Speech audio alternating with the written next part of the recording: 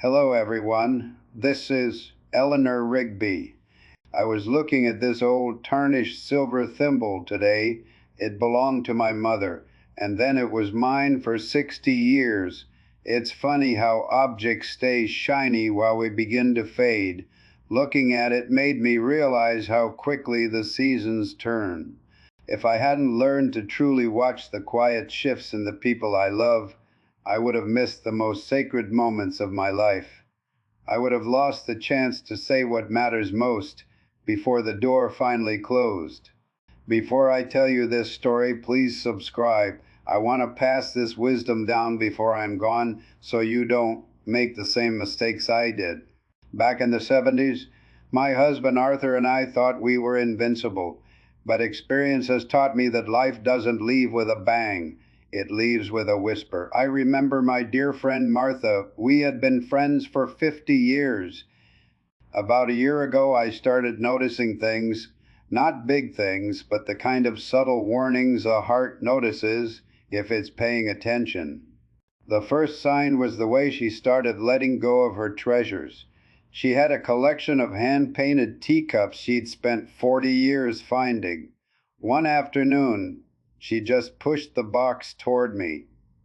"Eleanor," she said, her voice soft, "I want you to take them, all of them."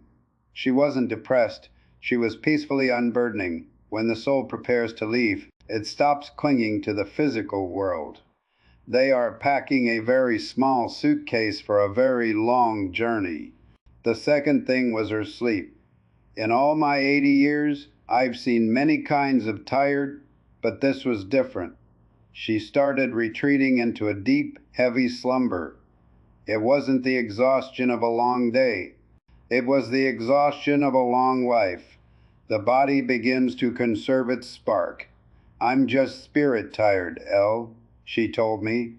"If you see someone you love starting to sleep more than they are awake, listen to that silence. They are halfway between here and wherever comes next." Then came the change in her appetite. This is the third sign. We went for fried catfish every Friday for decades, but suddenly she'd just move the food around the plate. "Everything tastes like paper," she'd say. I brought over my pot roast, but she wasn't interested. The physical world loses its flavor when the engine knows the trip is almost over.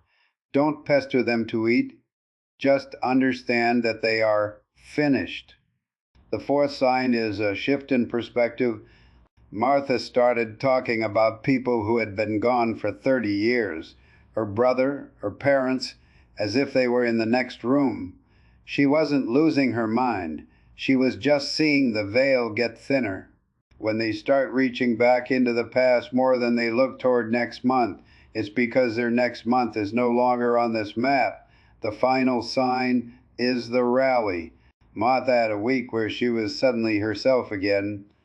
She had energy. She laughed. She wanted to go to the park. For a moment I thought, she's getting better, but I knew the flame often flickers brightest right before it vanishes. It's a final gift for saying goodbye. We spent that week talking about our marriages, the times we were too stubborn, and the beauty of loyalty. You have to understand, love isn't a feeling. It's a decision you make every morning.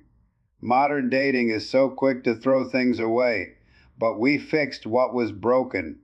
That final week, she was saying her final thank you.